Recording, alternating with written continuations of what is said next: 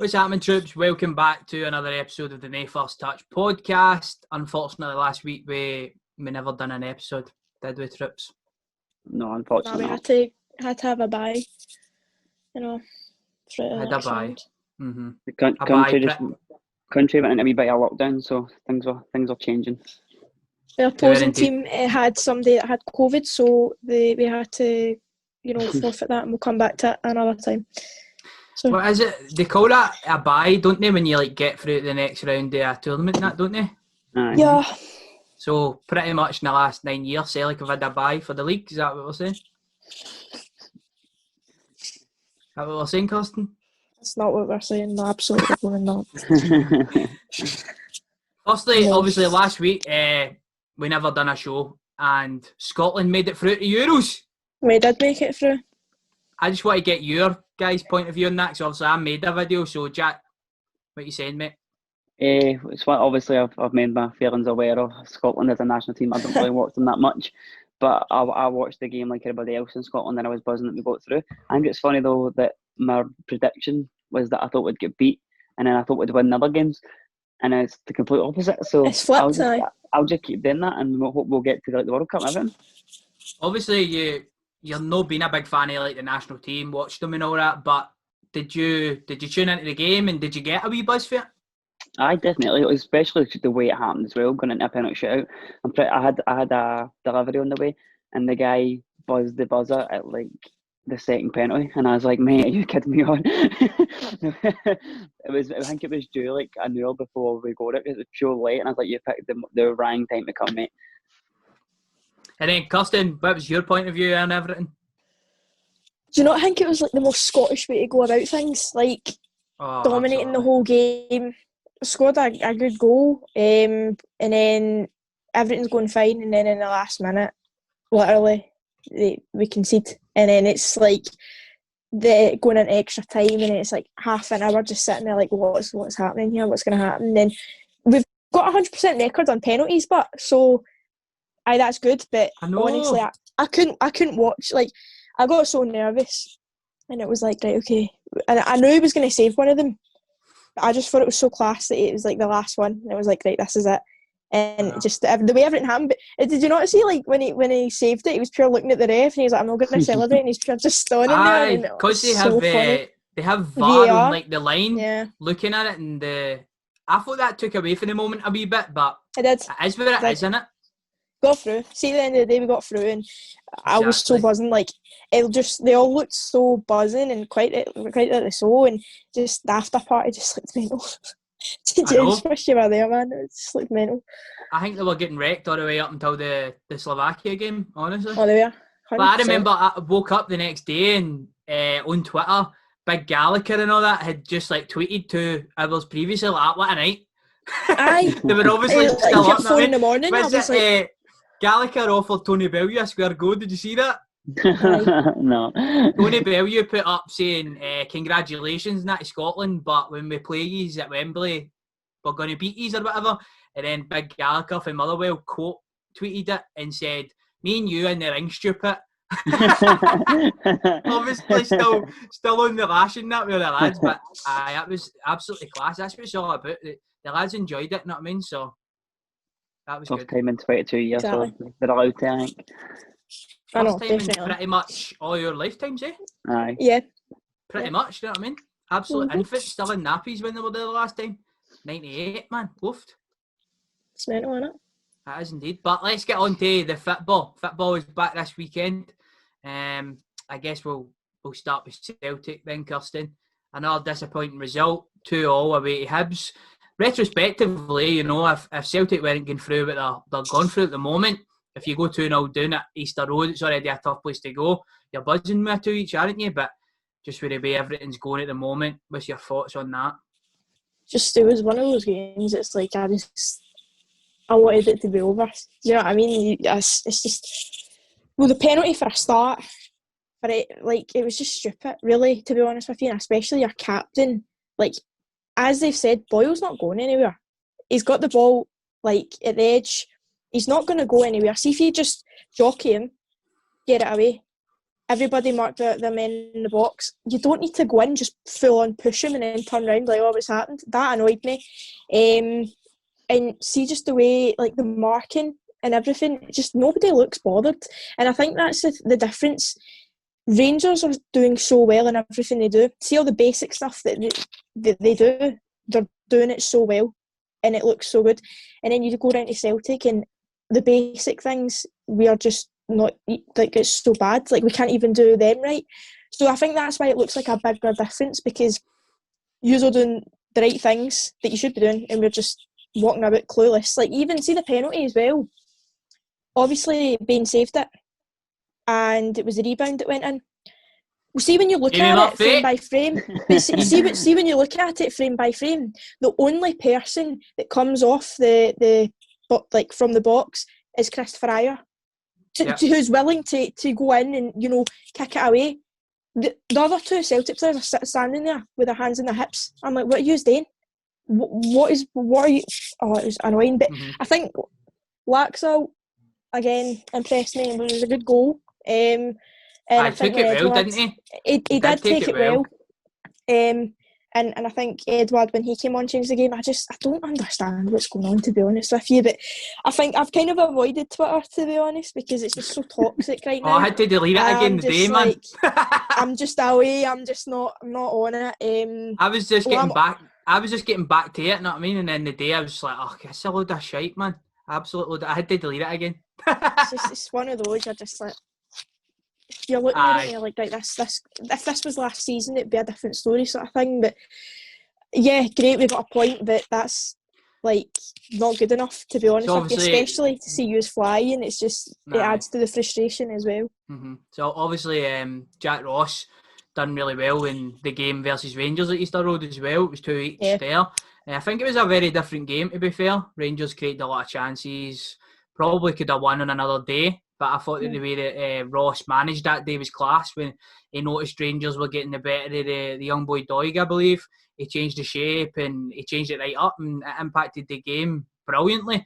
So I always knew getting into this game it was going to be hard for Celtic, and it obviously proved that way. They get the penalty, Nisbet misses again, but what I liked about it is, and what I like about him this season is he's just willing to go again. So obviously they go 1-0 up, the ball gets punted up. Celtic have got to do better, in my opinion, in defending that, but that was the reason Jamie Murphy was there. He was there for Diags, and to go up against Frimpong, obviously none of them challenged him, but that's the reason he was there. Tracking for Beaton was poor, but if you've watched Nisbet any point this season, you know that when he gets a chance to have a shot, Jack, he's going to do it, and he does it in the left foot. I was just so impressed with the fact he was able to miss a pen and keep going. Hey, Jack? Definitely. That shows a lot of character in any player, I think, to be in such a massive game that was for Hibs and Celtic. I mean, bear in mind, Hibs are chasing that third spot, then now will be Aberdeen, so they're wanting to get every single point they can. So the fact that he's missed that penalty, watched his teammate put it in, that plays in your mind a wee bit. As much as it might not show on the pitch, you'll be thinking, he said, oh man, I should have put that away. And the fact that he's able to go and then get a goal with some finish it shows his character a wee bit. Everybody's talking about about the Celtic players and all that, and they're talking about the manager, they're talking about the board, they're wondering where is it all going wrong. And obviously they go 2-0 down in this game, and then the game changes, to be fair. They get the penalty, they get a goal, and they end up getting a 2-each draw, Jack. But I'm just interested for your point of view, where you believe, from an outsider's point of view, it's going wrong. Is it the players, or is it the manager, is it the people in... What's going on, mate, in your point of view? Obviously, there's not much I know as much as a Celtic fan, but to me, as the manager, I feel like the players aren't playing for him anymore. The Neil Lennon that I remember being a wee guy when watching him manage Celtic the first time, it was very emotional, very like it had a personality about him on that touchline. Same with Hibs, and you see it cut to him after like the first goal goes in, and he's sitting with his face tripping him. So it doesn't look like he's in the same mindset or the same mood that he was the first time. And I think most of the Celtic fans would agree with me in the sense of he is the issue. Would you agree with that, cousin?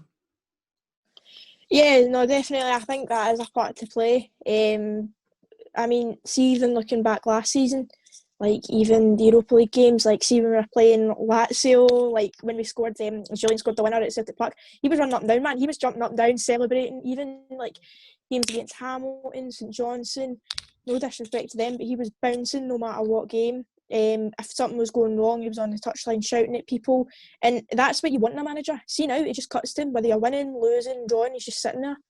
And you need that wee bit of motivation from your manager, especially obviously with the players. You obviously have that amongst yourselves, but he just doesn't seem bothered. And see if, like, even for me, see if my boss at work wasn't bothered, I'd start to not get bothered. I'd be like, well, if you're not bothered about it, why should I be bothered about it, sort of thing as well. So it can rub off on you. I don't know if there's maybe been arguments or whatever. It's all hypothetical, isn't it? We don't know at the end of the day, which is... It's annoying, exactly. Isn't it? For an outsider's point of view, obviously, if a Celtic fan point of view or whatever, you want to know what's happening, don't you? Because it seems like everybody's just making up things. They're making up assumptions, and everything's hypothetical. But at the end of the day, you as a fan can only judge what's happening on the part, and it's not been good enough. I think it's 2 wins in the last 8 for Celtic, and see if you looked at this record compared to last season, you'd be like, they've switched up the team massively, and in reality we've not really. If you really think about it, like here and there we've got a few extra players, a few missing players, but in reality the key players we've still got. So it's, how can we not convert? How can we not have that? It's one of those situations as well. It's, I don't know, it's just something I wanted to ask you, right, is when Neil Lennon came in, he was on record as saying obviously Celtic had been very successful under Brendan Rodgers. He said that he wasn't going to change a lot. He was going to change wee bits and pieces under Brendan Rodgers. I believe it was a lot more passing orientated. That's his philosophy. He said he was going to come in. He wasn't going to change a lot. The ethos of the training ground, everything like that. And they were going to try and kick on from that point of view. Guys like Kennedy and all that, only his men at the end of the day. Is there a chance that he's kind of relied on what Brendan Rodgers left behind for too long, and because the players are now untrained in that fashion, they're no picking up results in the same way that they were last season? Because it seems like, to me, that doesn't look like a Neil Lennon team that I've seen. It doesn't look like a team that know exactly really what they're doing. They don't have a settled 11. They don't have a settled style of play. So what's your thoughts on that? Yeah, I mean, looking at it, I can see why you're saying that. I mean, for instance, I completely agree when you say it doesn't look like a Neil Lennon style team, because sometimes I've looked at that team sheet and been like, why is this person playing up front, like Christie? Why is El-Younousi playing up front? Because I think he's just trying to go and look at them and go, right, who's our best players? You, cram them all into a team and just find a position for them. Whereas that's not always going to work. So it's like, El-Younousi is great when he's out in the wing, because that's where he's preferred to be. See, when he goes up front, yeah, he can now and then maybe score, but that's not his preferred position. So it's not always going to work out that way. And I think it has been a bit lacking. Like, I think it's just he's struggled trying to find his team that actually works for him. Because as you say, I think he has kind of relied on Brendan Rodgers' style for a bit too long, and he's just went, all right, well, we've got this now. Just chuck them all in a team and see what they can do in the park. And I think everyone's been like, oh, but they've been so good for so long, it'll be fine. It's like, but that's not the case. Because as we progress, so does everybody else. And obviously, look at Rangers now. Do you know what I mean? Another thing that has been made a big thing about is the recruitment that Celtic have made. Obviously, you just touched on Rangers. Rangers recruitment has been, it looks brilliant at the moment, Jack, doesn't it? The squad depth is something that I'm really happy about. It looks like at the moment Rangers are complete opposite for Celtic, and the fact that Rangers can make changes. In fact, they've made more changes going into Premier League games than Celtic, I believe, by like 5 or 6. And it looks like every player can just slot in, Jack, and they know exactly what they're doing. 100%. I think, like, I'll touch on what you said there, I think the biggest worry for me last season and the season before was the depth in every position. I feel like we were relying on people too much, and if they got injured or they were suspended, you could notice them so quickly, and the missing for the team. I think a big part, I think one of them the last couple of seasons was Ryan Jack. There's a few times where Ryan Jack was either injured or suspended, and you could see straight away the role he was meant to be playing. We're flinging people in there who can't do that, and it was quite obvious that they couldn't do that. And now you've got people like Arfield, you've got people like Davis who can sit in there. Our midfield looks really, really strong, and then we've just started putting out where we see a flaw, we put somebody in there. Like, look at one of our best players in Barisic. Who was our second in command? Andy Halliday, no disrespect, but he's not the best left back on the planet. And we went in and got a guy called Guy Bassey, who is looking really. Who is the best left back on the planet? See if Barisic got sold and we had to rely on Bassey, I wouldn't be so petrified about that, because I'm like, he's strong enough to handle that left back position. Definitely, mate. I think the only positions that I'd be worried about is if Tav get injured or Goldson get injured, but obviously there's people that can still come in and they can still do a job there. I don't think that the team would completely fall to shit if that happened. Of course, I don't want it to happen, because I don't want to see what potentially could happen, because I think that they two are exceptional leaders, especially this season. It's almost like Goldson's like the quiet leader at the moment. But let's touch on the Rangers game then. Rangers won 4-0 versus Aberdeen. It's a game that some people were a wee bit nervous getting in on, and I told numerous people, listen, do not worry about this, because like the way that Rangers are playing at the moment, the way that Aberdeen are going to probably come and approach it, they're missing some players as well. I just don't see a world in which they could come to Ibrox and get a result, and it looked that way. I made a video today that I stuck up in the channel, Jack, and I was talking about in the first 10 minutes about the rotation that Rangers showed, and I highlighted Ryan Kent in the first 3 minutes, and you'd know because you've watched the game. The first thing that Ryan Jack done was look up to see if there was a runner in behind. Morelos came in deep. Ryan Kent was in behind. They tried to find him. That was off the left flank. The next time Ryan Kent gets on the ball, which is a few seconds later, he's on the right-hand side. And then in the third minute, he gets a chance one-on-one through the middle. It's just, it's class at the moment, this rotation, isn't it? 100%. I think one of the things that I'll touch on as I watch games with a mate who is a Celtic fan, I think I'm noticing him saying a lot of the time when he's watching us play is, "Oh, how easy was that?" And it's because we make it. Honestly don't think it's because the teams are only playing to their ability. I think it's because we make it look easy.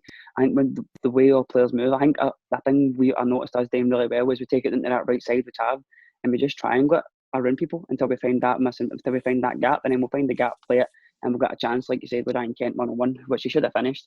But even when we missed that chance, I was like, right, okay, we're winning this game. There's no way they're going to beat us. We then had the Aribo chance in the 7th minute, and that was due to all the rotation as well. And Arfield ended up front during that, and he ends up setting up Joe Aribo. So everybody knows what they're doing at the moment. The midfield can be interchangeable and all that sort of stuff. As you said there, Rangers are making teams look shite, to be honest with you. Like, obviously, everybody that seen that result against Aberdeen went, Aberdeen went to Ibrox and have laid down, which was not the case at all. Aberdeen obviously came with a game plan to try and sit in, but as we just highlighted there, when Ryan Kent is just put him up here, there and everywhere, and it's only a matter of time before he scores, it's only natural for a defence to drop 5 yards deeper, 10 yards deeper, and challenge the Rangers players to have a shot for range, to be honest, because it's harder to score for there, isn't it? And that's exactly what Ryan Kent done, and it goes in the net, and Rangers were just unstoppable for there. But Kirsten, I want to get your point of view on what you think the difference is between Rangers and Celtic at the moment. I mean, to be honest with you, one team looks like they want to win, one team doesn't look bothered. One team, it's annoying because Celtic have won so much in the last couple of years, and I think they're at the kind of point where they're like, I don't want to be being that attitude, but it kind of looks as if they're like, we'll win, we're used to it, sort of thing. Whereas that's not the case.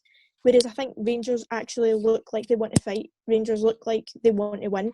And see, when you're playing with so much confidence that they have been doing, I mean, what was it, last time you were playing Hamilton, 8-0, 7-0, Taverniers in the bloody box. Do you know what I mean? That just shows they are. Yeah, by the way, I'm not being funny, but that Aberdeen game could have been more goals in it. If Steven Gerrard really wanted, right, he'd have just kept on the full strength, and I think they would have went, and they could have easily got 7 or 8 goals against Aberdeen as well. It definitely could have been, and see, when you're playing with such confidence and such, like, they're just playing so well, and I think that you can see it 100% in every single game, and they're always looking for that forward pass. See, as soon as they get the ball, everybody's moving. See when you see Celtic make a pass, they're just kind of walking up. See when you see Rangers make a pass, pass the ball and they're away. They're darting away, as you say, looking up, looking for the killer ball, looking for everybody that's moving about, looking for the runner, and they just look like they want to win. And see, when you look and play like you want to win, you will win. That's the bottom line. When I watch Celtic, I'm wondering, what is the game plan? What is it that they're trying to do? There is no game plan, that's the issue. Aye. There isn't. Because obviously, and with us, as we said, there is a lot of rotation there. But of course, we're trying to get our fullbacks on the ball at every opportunity. If they try and shut down that avenue, Ryan Kent's coming in deep and he's trying to make something happen, or he's trying to run in behind. And do you know what I mean? Like, there's just if plan A doesn't work for you, you've got a plan B, you've got a plan C. See if plan A doesn't work for us, we'd just start looking at each other. Going, plan A seems to be, we sell it at the moment, to just rely on key players, and I think that's why in lots and lots of games they're being built out by key players. I mean, you look at Ayeti scored away to Dundee United, Griffiths came off the bench, changed the game at St Johnstone. These are games that Celtic have picked up results in. But now, retrospectively looking back on it, you're thinking, fuck. It's games, but the last season we wouldn't have even panicked about. But you see, this season now we're like, oh, I don't know how this is going to go. And it's quite, no disrespect to those teams, but it's quite embarrassing. But it's like last minute winners. Do you know what I mean? Against teams like that, and then you turn round and you look at Rangers are battering teams 8-0, and you're just like, things you love to see, innit? Things you love to see. But I think we've spoken enough about Celtic, haven't we? We've definitely spoken enough about them and their shortcomings. So we'll go back to Rangers then, Jack. Obviously we said we kicked on, didn't we? We ended up getting the second goal through Roof, and there was a number of players, in my opinion, that could have probably took man of the match. Roof got man of the match on Sky Sports. How impressed were you with him? Because obviously he played right wing in this game, and he just showed like how good he is, to be honest, didn't he? 100%. I think as well with Roof is we all kind of knew he needed a wee bit of time to gel into that team and get his fitness back up. So the fact that he's managed to get there and he's putting the balls in the back of the net, it's just, I think that it's just kind of proved every Rangers fan either right or wrong. So the best thing about him playing on the right wing as well, like you said, with Kent going everywhere once Arfield just jump about. I think that's one of the main things like that might confuse teams is, yes, you see the team sheet, you see where they're meant to be, but I've seen Roof on the left, I've seen Roof up front, I've seen Morelos as well sitting in defence sometimes. It's weird. It's one of the ones, but it's one of the ones even as a Rangers fan, I'm like, I don't know why he's there. So, but I'm putting the trust in Gerrard. Obviously, I got a quote for Gerrard's first day as Rangers manager, and he said, "When we get our house in order and when we get it right, we'll embrace any challenge anyone wants to throw at us." And I think he's kind of proved himself right. That was 2018, followed to 2020, and you just need to look at the stats. Yeah, absolutely, mate. I mean, I said that in a blog post today as well, to be quite honest, because in fact, Nice I said it at the start of the show, we've started up a wee No First Touch kind of website where there can be blog posts. Used to can do it if you want, don't need to. Badge for it be a good wee thing for us to put out, because you can put clips and all that up there as well. And anyway, yeah, so back to the blog post. I said that it could be a lesson to, if Steven Gerrard goes on right, he wins the league this year, it could be a lesson to not just the rest of Scottish football, but just modern football in general, because he came to Rangers at a time, right, where we were in dire straits, absolutely rotten, let's be honest here, like shitting goals left, right and centre. And every season it seemed like it was getting better. When the season stopped last year, we ended up getting dumped out in the quarters against Hearts. We get beat off Hamilton. It could have been very easy for Rangers to relieve him of his duties at that point and say, on you go. But this, they've put the investment, they've put their money where it counts the board, they've trusted in his vision, and now it looks like it's coming to fruition, mate. So, good things. Fingers crossed, fingers crossed. I am crossing everything. See the thing that a big point that I've seen in the group chat with the boys about the football way. See how we're all talking about how what do you think is going to happen? Do you think we will win the league? Blah blah blah. And my thing, I said I was confident, but I'm not counting my chickens yet. And one of my pals wrote he's confident as well. And I think the reason he's confident is because, see, even though the last seasons we were like, oh, this might be the year, and the winter break is where it all changed. It feels different this time. It doesn't feel like we're going to go in. It doesn't feel like that's going to happen this time. Even though there is now a winter break, I don't see us like dropping standards too much. I think we might go through a wee bad spell, obviously, as every team does in a season. But I just can't see it being as bad as what it's been. So I think that's probably the main reason that we're all confident and we're all think it's our league to lose. Right, Kirsten, are Rangers going to win the league? I don't know. The way if things continue, yes, obviously, but I don't know. At this rate, I'd like if you asked me if it's started the league. Somebody gave you £100 and said put it on a team. Oh no, I'd always back Celtic. I'm sorry. Nobody's going to find out. This is just money. I'd still always go for Celtic, but I would hate to lose £100. I don't know. I think Aberdeen have got an outside bit. I don't know. I'm not as confident as I was, and it's just annoying. Like watching your team do so bad. Do you know what I mean? Obviously, when you went down, right? Oh, I love it and stuff. But like, it is pure frustrating. Do you know what I mean? And it's just, honestly, man, it's one of those as well. I see on Twitter, I'm seeing like all these like obviously like the Kerridale meltdown page or like all the like Celtic meltdown stuff. I seen a tweet and it was like, Celtic have been going through this for 9 weeks. We've done it for 9 years. Oh Jesus!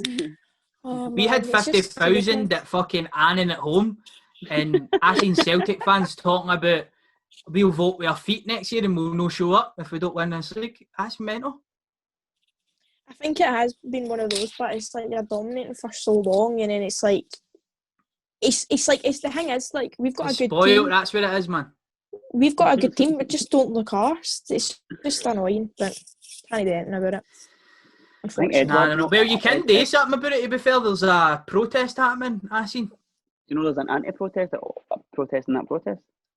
Aye, there's a protest happening to get Lennon out, and then there's an anti-protest to stop the protest. Do you see that? What's that on? Fuck knows. No, it's that.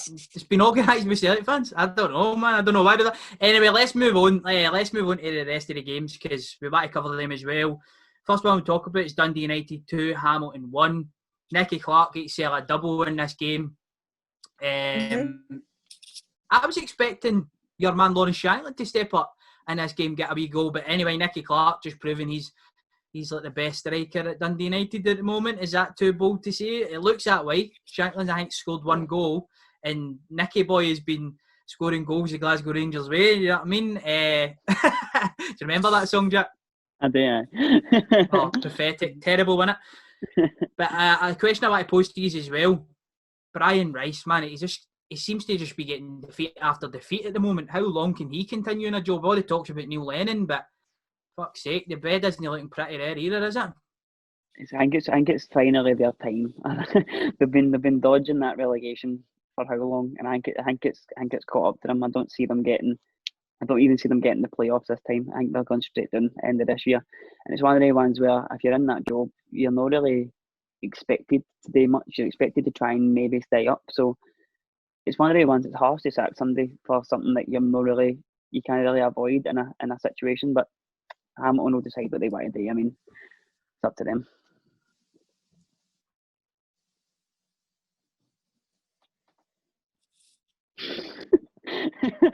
I just decided for a second I want to say it and just to see what it happens.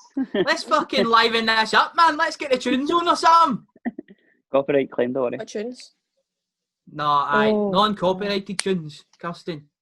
Anyway, if anybody else wants to pick up the energy, let's go. I'm happy. I'm buzzing. Rangers are top of the league. Kirsten, man, you just don't. You don't seem yourself with the day in. My team's rubbish. That's why. Well, no, talk about Hamilton. Surely fucking Hamilton are in a worse position in Celtic, isn't they? No? Listen, is it that bad over at Parkhead? Well, listen, it's no good. Let me say that. But I think Hamilton have ran their course. I think they will go down this season. I actually said that Nicky Clark was my player of the week or player of the weekend. And I think there has been such hype put about for Lawrence Shankland. I think that everyone kind of forgot about Nicky Clark. But yeah, no, for them to go 1-0 down at home, I think they had a point to prove, and I think he did that. Took his goals well, and obviously they got all 3 points, and I think both teams did need that. But I think it was good for Nicky Clark's confidence as well. And I think he might be, better than Laurie Shanklin, because how many has he scored since he came up? He scored one. He Do was you know? injured for a long period of time, though. He was injured at the start of the season, wasn't he? I don't know. We'll see what happens. He might be more accustomed to this level. Obviously, he's not played here yet, but he has played for Rangers. He's played under expectations, and that's true. And everything that comes with Rangers. Shanklin might be more used to it. Potentially, I don't know if he's just embraced the top league a wee bit better. Obviously, Dundee United have not been creating a lot of chances themselves as well. Yeah. They went 1-0 down in this game for our Slate and Hamilton. They did go 1-0 up in the game, and it took a penalty, and then a great finish for Nicky Clark to kind of bail out Mickey Mellon in a game that they should have won anyway. Yeah, no, definitely should have won. Did win, and I think it was, as I said, really good for his confidence. But it's one of those: are they going to build from it, or is that it? That's kind of where you need to weigh up. So if they build on it and do better, keep this momentum into the next game, get a few points there, perfect. But just need to wait and see. There's a lot of United fans that are actually unhappy, but I think they've got to be patient. It's not going to happen overnight at Dundee United. They're in the top 6. Some teams have struggled big time to get in the top 6, so fair play to them for that. Move on to the next game then. Kilmarnock 3, Ross County 1. Ross County had a great start to the season. I tipped them to going down, and when they were playing so well, I'm like, oof, man, I'm going to end up with pie in my face here, but they are in a downwards trajectory at the moment. Stuart Finlay gets sent off 8 minutes into the game, and quick. Kelly still went it and dominated and won 3-1.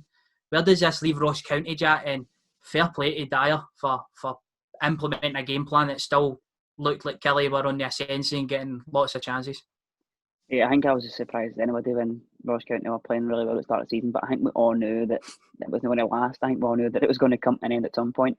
And I just knew going into the watching the game, just like when the game was on, you just kind of knew Kelly were going to go and win that, even after the red card as well. But it's one of the ones where County, they'll need to pick up points against your Hamiltons, against your St Mirrens, and these are the kind of games that probably hope for a draw for, but obviously Kelly have just outstrengthened them. Talking about St Mirren, we'll go to you on this one, Kirsten. Everybody was also it seems like the theme is we're talking about managers losing their job. We don't want to talk about that, but that's just the way it is. You know what I mean? The way that the media is at the moment gets negative rather than talking about the positive. You're talking about the negatives, but a manager that came under a lot of criticism was Goodwin. Obviously, St Mirren have been plagued with COVID, man, and they've got, I think, 3 games in hand, but they go up to 11 and they won 1-0. And probably against a relegation candidate, I think the two of them will be fighting this out in the bottom. So fair Definitely. Play. Fair play, and I think that's a lifeline for Jim Goodwin, to be honest with you, because as you said, they've not had the best start with everything that's happened with COVID. And Livy is a hard place to go. That plastic pitch, even sometimes when Celtic go up there, I'm like, oh no, we've not had the best times up there. And I know obviously any team that goes up there is kind of a bit like, oh no, it's not good. But to get a 1-0 win up there, perfect. As I say, can they build on that going forward? That's the thing. As you say, they've got 3 games in hand as well. A lot of games. And obviously they have been hit with COVID quite a lot, so just need to see what happens in the future. But 3 points in the bag for them going up the road, but just need to see if they build. But I don't really know. Livingston this season, the past couple of seasons, they've been really hard to play, but I don't know. I just feel that they're a bit lost. If that's the right word. Aye. Yeah, in the nicest way. Yeah. That's what you wanted to say, wasn't it? It is, aye, basically, but they just look a bit dazed. Playing. Obviously, they've lost the big man Dykes. We've seen how good he is, man. Yeah. So obviously, he's been a massive loss to them. He'd have just kept him in the league by himself if it was just him against another 11. To be quite honest. So I think he's just been a massive loss, and they'll probably look to try and stay up this season and try and build on that, man. So, but at the moment, as you said, they don't look too hard to beat St Mirren or gone and beating them in their own patch, you know. But we'll move on to the final game of the weekend then. And I'm not going to say what the game is. I'm just going to let one of you tell us what the game is. See if he's not. St Johnstone, Motherwell, 1 each. Look at that on the ball. That's what I'm talking about. Look at the dance moves and all that are out. There you go. No music, but you know. I want it in actually. I'm editing this, so I want the music into that. There you go then. There you go. Don't put Saturday it. night, Don't and I like do the not way you put it. move. No, That one. no. So on you go. Sorry.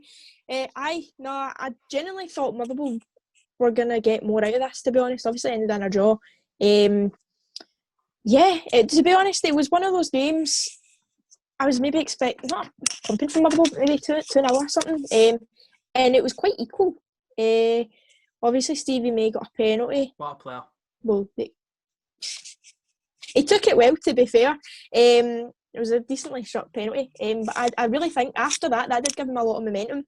And it looked like St Johnstone were going to go and score another one, if I'm honest. Looking at the highlights, I thought they were going to go and grab maybe one or two. But after that, it just kind of died down. It was a bit equal, a bit flat. Nothing really else happened after that. Was Mark O'Hara that scored the goal for Motherwell at the start. It was an alright finish. It was good.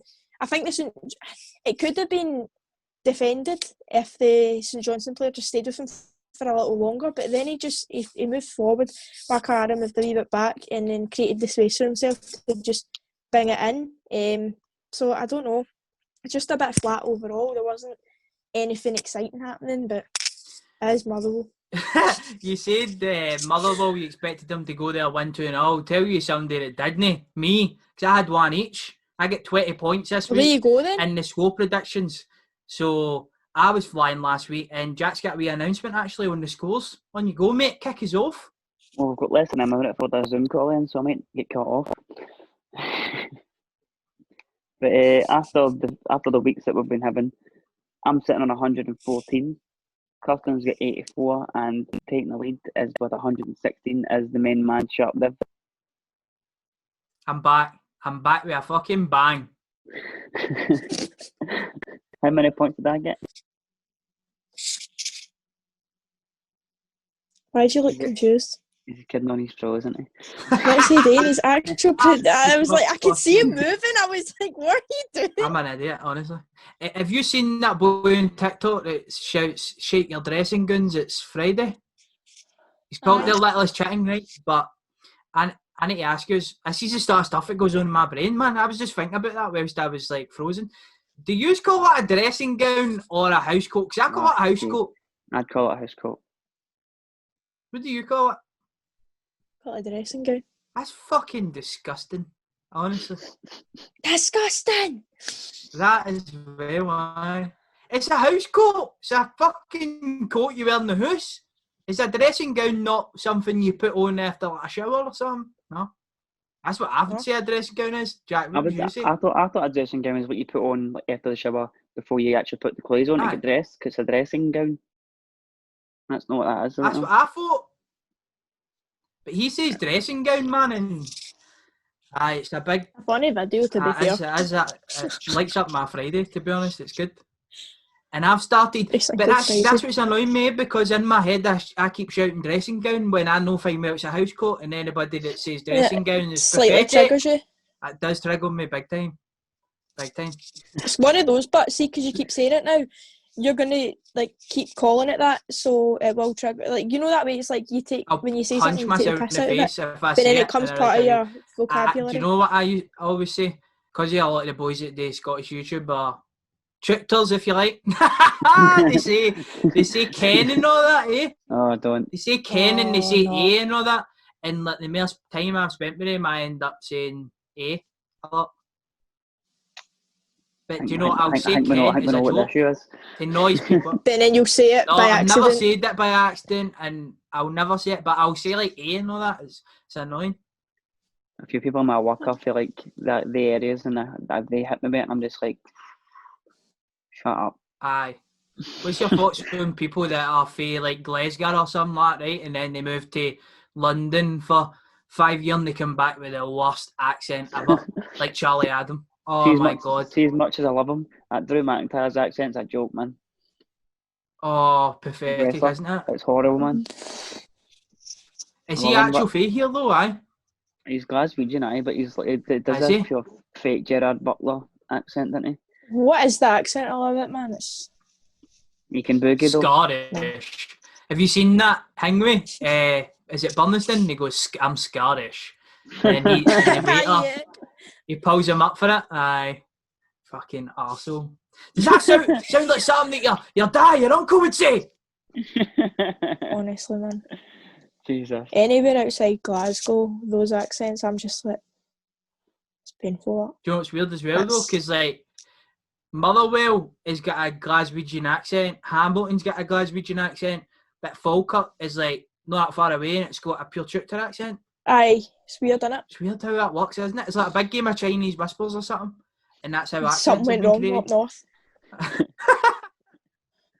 Oh my god. But then down south they've got weird accents as well, do they not? There's a different accent, and like if you're on the motorway every 10 minutes, you're in a new accent in England. What is your favourite accent? In the world, they're in My Britain. favourite, like, what? Like, out with Glaswegian, like, what's your favourite accent in the world, Di? Australian? Australian. I love it. I right. love Australian. I love Australian. I like Australian, it's nice. I like the way Both they yous say. like Australian, I like the way they say cunt. You can't. That's demonetised. You can edit it out, mate. It's fine. Oh, I so I can. Now I'll like turn the volume up. I'll just keep putting volume things on it and just keep putting it up. Why, what's your I don't favourite know, accent? you know. I don't know why I asked that question, but I don't even know. I don't know. Like Northern Irish or something? Funnily Quite like that enough, weirdly, as a Rangers fan, one of my favourites is Irish. Irish or Northern Irish though, because there is a difference in my opinion. Northern Irish, There is a big difference. Northern Irish. Northern Irish is a wee bit softer, isn't it? I think it's a wee bit higher. No?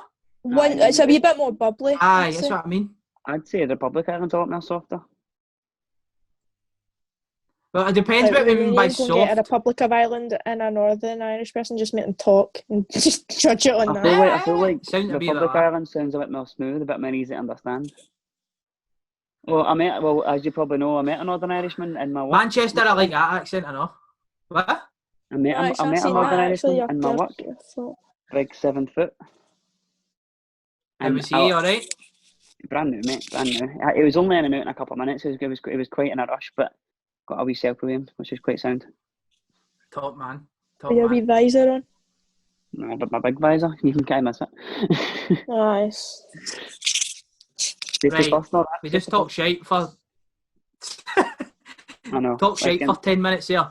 Let's get into the quiz. The Oh, scores? Did we not do the scores yet? No. We had done the points from last week, but we hadn't. Aye, we did, yeah, Dick. No, we didn't. Didn't we do the scores? No, the scores for the next game? No, for the next game we did. Sorry, that's my fault. Sorry, he's up Mars again. Go. Right, so first game we've got Hibs v St Johnstone's gone on the new. I don't know. I wrote that in because I didn't know what time we're doing this, but Hibs v St Johnstone is currently 1 each, and it's 36 minutes in. I'm going to say 1 each. I said 3-1 to Hibs. Kid, no, we'll skip that then. Right, we'll just cancel that one. Hi, so next one's going to be Hamilton versus Aberdeen. I went for a 2-0 Aberdeen. Whenever you're ready. I'll go for a 3-0 Aberdeen. I'm going to go for 3-1 to Aberdeen. Nice and quick. So the next fixtures are on Saturday. I've got Hamilton v Kilmarnock. I went for 3-1 to Kilmarnock. Funnily enough, Hamilton are playing twice. I'll go 2-0. 2-0 Kilmarnock. I'm going to go for 1-0 Kilmarnock. Smashing. Next game is Livingston v Dundee United. I went for a 1 each. I'm going to go for 1-0 to Livingston.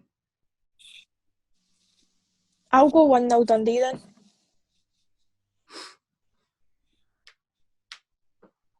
You sure you don't want to copy mine because I've been doing so well and you've been shy? We'll go to you first this time. We'll go to you first for this game. It's a big one. Motherwell v Hibs. Did you ask me that though? Aye, you go to you first since you're the best. Alright. Motherwell v Hibs. Aye, we can take some inspiration. Right, well, let me break it down for you then. Stephen Robinson, great guy, you know, good accent as well. Quite short though, but I can't say anything about Oi. that. Neither can you, to be fair. You know, he's good at management. He is good at management. That is his job. So is Jack Ross though. Funnily enough. So is Jack Ross. Hibs haven't been doing too well. They've only really been playing well against the shite teams like Celtic. So for that reason, I'm not even taking offence to that right now. for that reason, I'm actually going to go for 2-1 to Motherwell. Oh. Oh. Yeah. Oh. I'm going to go 2-1 Hibs. I feel through you there, didn't I? Yeah, you did. Funnily I was a bit confused. enough, I went 2-1 Hibs as well, so we both went the opposite of what you're saying, because you're that good. Yeah, anything he says, we've just went, nah. The final game of that day is St Mirren v Aberdeen. Aberdeen for their second game in the week as well. I went 3-0 Aberdeen. I don't even see them faulting the fact they've played twice. Kirsten, you can go in this. Go ahead, break it down for me, but make a case. Yes, man. I could have maybe gave me a better game to make a case in. St Mirren are pish. See, St Johnstone, see, to be honest, but St Mirren are at home, and you're thinking maybe they'll take a bit of momentum from their game this last week, but I don't think they will. I think Aberdeen will be back again. I think it will be a 1-0. Aberdeen have got a good side. They've got a game plan. After they get McCrory and Ferguson back, I think they'll win. I don't see anything else happening. One each. One each. Oh. Now we get to the big guns on the Sunday. We've got Ross County v Rangers. Oh, who farted there? What the hell That was my share. Oh, right. Rangers. I'm going 4, 5-0. 0, and you can go 5. There we go. I'm going 5-0 Rangers. I'm going to go 4. See if Rangers turn up and it's like 1-0, man. I've went 4-0 as well.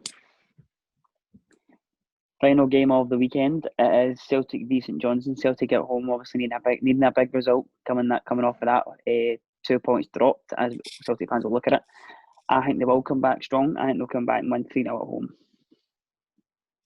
I was going to go 3-0 as well. I'll go 3-0. I'm going to go for 2 each. 2 each? Jesus Christ, man. We're bad. I mean, not that bad. What do you mean? I've been picking it. I think you'll find that in the last one, it was me that got the correct result for Celtic 2-0. I did. I did indeed, yeah. So there you go. So we will see how we got on after that. That was good. May the odds be ever in your favour. Right, when we move on to the quiz. Smashing, here we go. I've got a number between 1 and 10. I've got 2 sets of questions. I've got a number between 1 and 10. Closest to it will get the first set of questions, and the loser will get the second. We ready? Oh, you can choose. Mm-hmm. You can choose between the first and the second. Are you going 8? Right, where are you going, Kirsten? 4. It was 7. So, Jack, do you want to go with the first set of questions or the second, mate? The second. Second set of questions. Right, yes. Okay. First question for you, mate. Who are the most successful team in the Scottish League Cup? Rangers. Correct. Kirsten, in what year was the League Cup founded? He's fucked you here, by the way, by taking that second lot. That's a hard question. In what year was the League Cup founded? And I'll give you 3 either side. Yes. League Cup founded. I'm going to go 1903. The answer, Jack, would you like to take a wee punt at this, mate? 1921. It's 1946. Oh, I think it was that way. Jesus. Yep. So just after the Second World War. Second World War. Yeah. Interesting. Right, question 2 for you, Jack. How many penalties has James Tavernier scored in the league this year? In the league, of course. 8. He's sitting counting this. His is 8. Okay, that is incorrect. Custom, Can I have a guess? Of course you can. I'm going to go 5. Oh. Well, he has, of course, scored 9 goals in the league this year. I'm sure 6 it's 2. of them. Oh, 3 then. I thought it was 2. 6 of them have been from the penalty spot. He's an absolute penalty maestro, the boy. So that is still 1 each. One each. 1, 2, 1 0. 1 0, correct. Okay. So it's your second question now, Kirsten. Make sure you get involved in the comments below as well. And give these 2 pelters. Right. Who is currently top of the Scottish Championship? Testing you up. I don't know, is that your answer? Athletic, I'm pretty sure, yeah. I'm going to go for Dunfermline Athletic, yeah. And she equalises, it's 1-0. They just beat Heart of Midlothian 2-1. I'm not going to lie, the only reason I know that is David Buick just going on about it, sharing it, retweeting it. Mate, all the Dunfermline fans have been buzzing at the Brad Pitts. Yeah. Every one of them. Yeah. Yes. Okay, Jack, question number 3 for you, mate. Who is the longest serving manager in the Scottish Premier League? Current. The longest serving manager. Ever? Current, obviously, aye. No. Current. Listen to the question, for fuck's sake. I asked a question about the question. Do you want the answer? Currently managing the now. Yes, currently managing in the Scottish Premier League. Who is the longest serving? Derek McKinnon. Correct. 2-1 to Jack. I was going to guess that. Can you equalise again? We'll see. This is quite a hard one. Because the first part of the answer is easy, but the second might be a bit hard, but it's testing your Scottish football knowledge. Who is the current manager of Kilmarnock, and who was the manager before him? Alex Dyer, and then... what is his name? Angelique... Something. That's something. It's like... I don't know. Yeah. I want to say... Angelino or something like that, but I can't. I don't know. Right, Jack, I'm going to let you decide this, mate. Do you know the answer, by the way? No. Right. The answer to the second part. Angelino guy. The answer to the second part, Jack, is Angelio Alessi. Did she get them up for that? You can decide. I get that. There she goes. Right, thanks. Equalises. Right, Jack, your 4th question. Which goalkeeper has the most clean sheets this season in the Scottish Premier League? McLaughlin. Correct. Do you know how much he's got, by the way, just on the off chance? 8. Fucking hell, he's on the ball here. That's him back up 3-2, aye. He's got 8. There we go. He's flying, by the way. It's mad, isn't it? Back to yourself, Kirsten. How many goals has Kevin Nisbet scored in the league this year? You need this, by the way. You need this. It's 3-2 to Jack. Tavernier's on 9. Correct. So, I'm going to say 6. He's on 8. I know, he scored his 8th the other day there. Do you remember it? Sadly, aye. So it's 3-2 to Jack. If Jack gets this, he's pretty much won the game. He's won, aye. You're lucky that these are Scottish-based questions for the last international break. Here we go. Right, Jack. Brilliant. Who captained Scotland versus Slovakia? Robertson. Wrong. Robertson was injured. Fair play. That shows you how much I pay attention. Do you know who it was, Kirsten? It was McGinn. Yep, it was McGinn. So currently stands at 3-2. Kirsten, if you get this, you equalise. And it's quite an easy one. So you should get it. Well, you've said that and I'm going to get it now. So... Ready? Yeah. Who scored Scotland's final penalty versus Serbia? Our final penalty. Who scored the final penalty see the save versus Serbia? Everybody forgets about the guy that does that. Actually scored. The last. So Scotland scored off right. 5 pens. So who was it? The last person I can think of is McBurney, but I don't think that's right. Obviously, I think he was a 4th person, but I can't think of who was after him. To be fair, I was turning So around you every going 2 minutes. McBurney? Pure. I'll go McBurney, but I don't think it's right. Jack, Can't you're the think winner, who it mate. is. Congratulations. Who was it? Who Is was it it? McLean? Of course it was McLean. Even He I scored the got winning penalty versus Israel as well. The only reason he was probably on the pitch, to be quite honest with you. It probably was, to be fair, but 100% record, so I can't blame the choice there.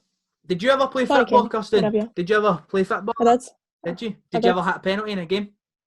I did hit a penalty in that game. How? Can you I tell us scored about it, right? I Did scored you? it. It's the only one you've hit. I've hit a few. I'd say Go, tell like us about 3 them. or Go. something. I don't know, man. I wasn't the first choice, right? But if I was on the pitch and it was one of those ones, it's like just give the ball to her. Depending on who you're playing, it's like just give the ball to her. What's for fuck's sake, man? But I was a left back, so I was, I wasn't really looked at as a penalty taker. But I'd always. No, I'm right-footed. This is my thing. I'm right-footed, right? So, but do you know? I remember going up. I remember going up to my coach and being like, "Yeah, what's the script?" Like, I preferred going centre back, but I was always like, "Why am I getting put here?" And he genuinely, I swear to God, he turned around to me and went, "I'm not gonna lie to you. Nobody else can actually play there, whereas you're actually not bad there." And I'm like, "Aye, very good. Nobody else can be arsed. So you just pat me back there." I was like smashing. Yeah, so, thank you. He was like, it was one of those ones, if you perform really well, we'll move you back into centre back. There's me for like 3 months, pure absolutely bashing it, pure trying to work my left foot. I'm pure actually like, I'm doing so well, this is class. Or can I go centre back? Nah. This a little bit, man. I was raging, but I'd always just place it. Nice, I like that. Just nice placement. So, why did you want to play centre half? Are you 6'3" or something? No, not gonna lie, man. Like, see when I started playing football, it was like, when you're pure like really really young, and it's pure like 7-a-sides. So it's pure like Did you start that young? And I started like really really young. Soccer sevens. And then it's like, mate, I was flying. Nay half sides. Oh. You're sprinting all the way. You're literally standing beside the goalie. The ball comes in, you just tap in, you just walk away. You're on the right sevens pitch and everything.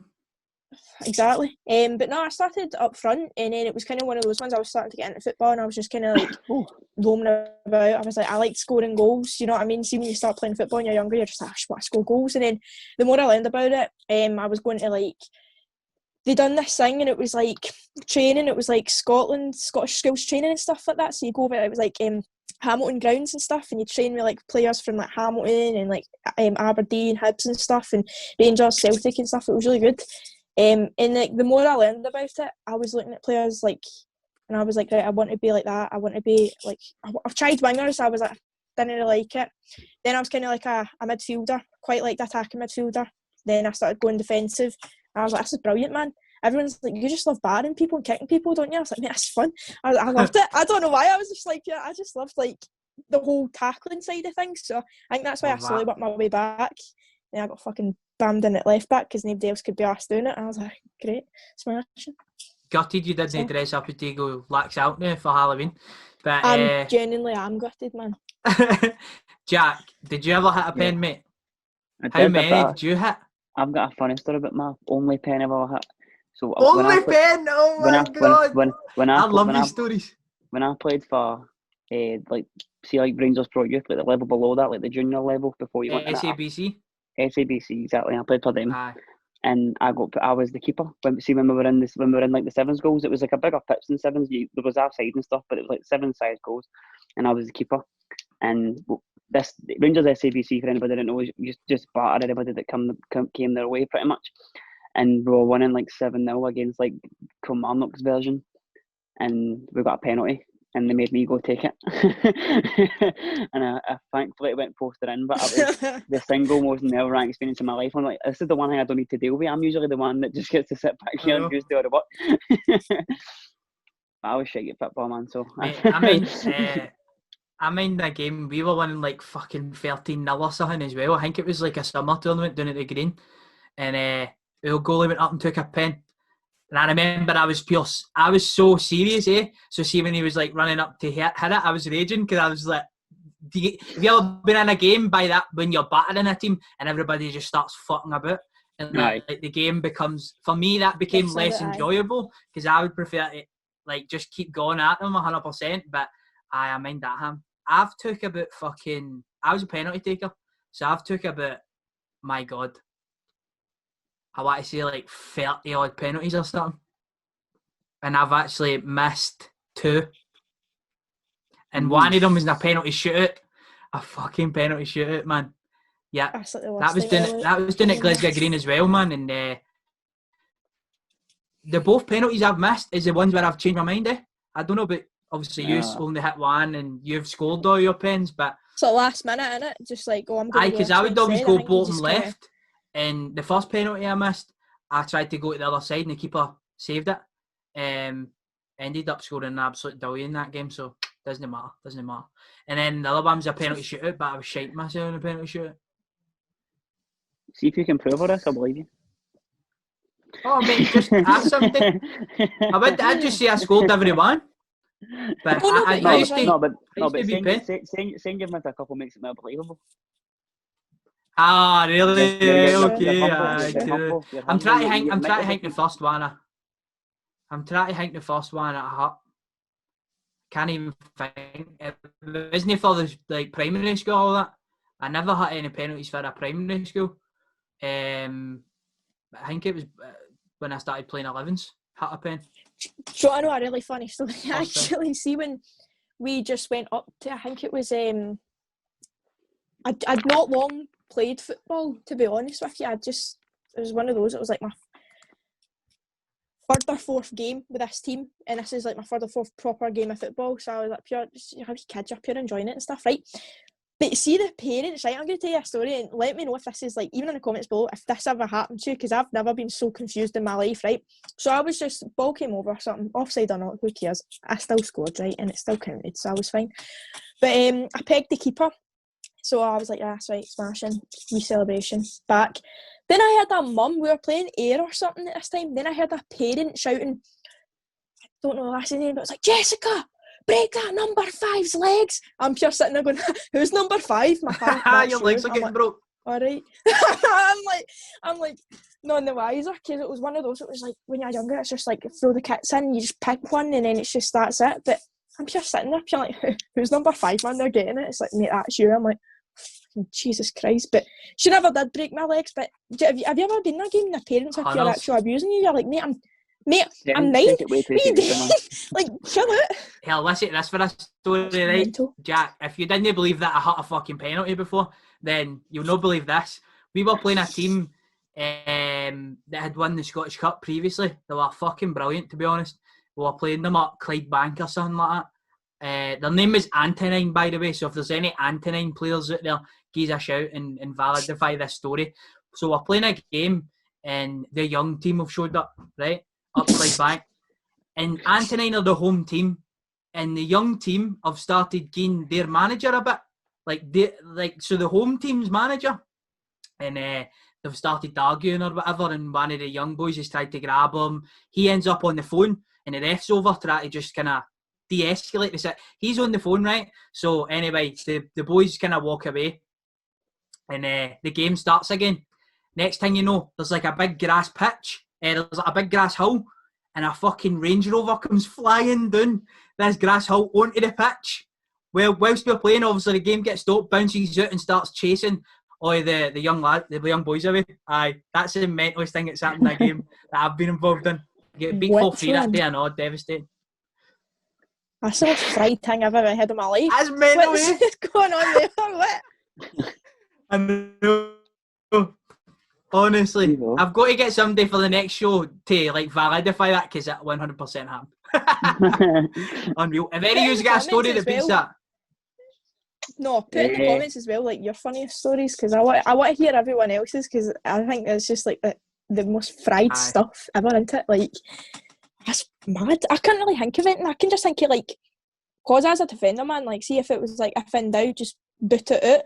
And the amount of times I'm pure actually sitting, I'm like, right, okay, now I'll just boot the ball up.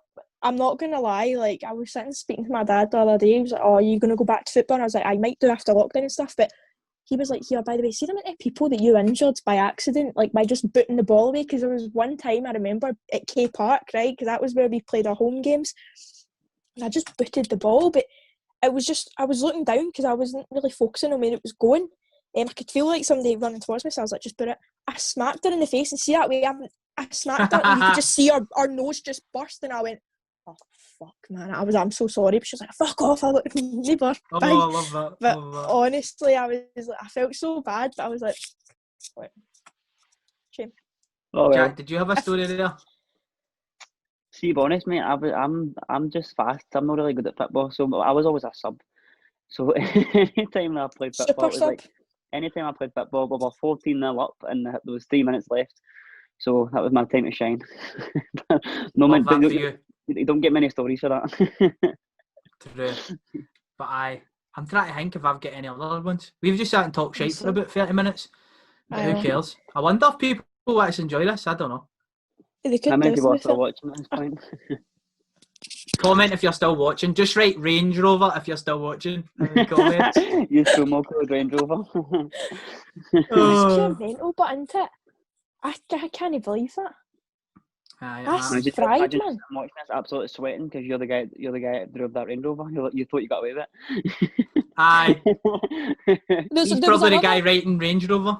I'm trying to think. There was another one. Have any of you ever played up at Ballarat? No. No. Where's that? Right. There was. So up at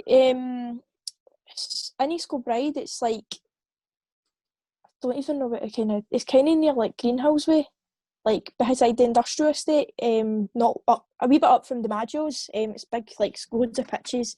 But I remember like playing a game there once, and we were playing against like Hamilton or something, and a lot of dog walkers go around. But this pitch that we were on was caged off, so this guy came in where it was just a 3G pitch in a cage with his dog and let his dog off the lead. So we're like mid-game and the dog took the ball and we're just like... That's good. I like that. You know, is he going to give the ball back? And he went up the road with the ball and the dog. So we're just like, all right.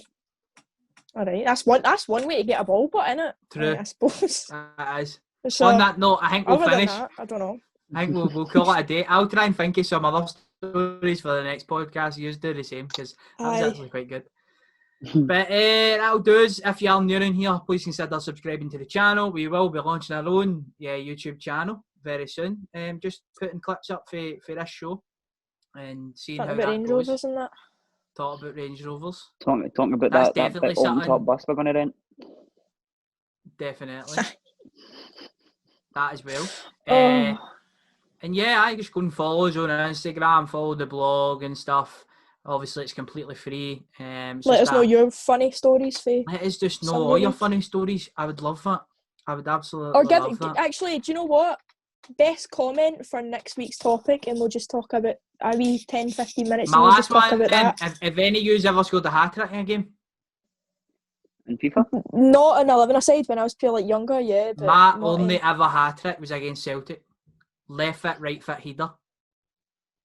Anyway, we'll leave it on that. And that was off the bench. Off the bench! Anyways, we'll leave it on that. If you've got anything else to add, Jack, you go first, son. On that lie, we'll end here. All my weakness keep on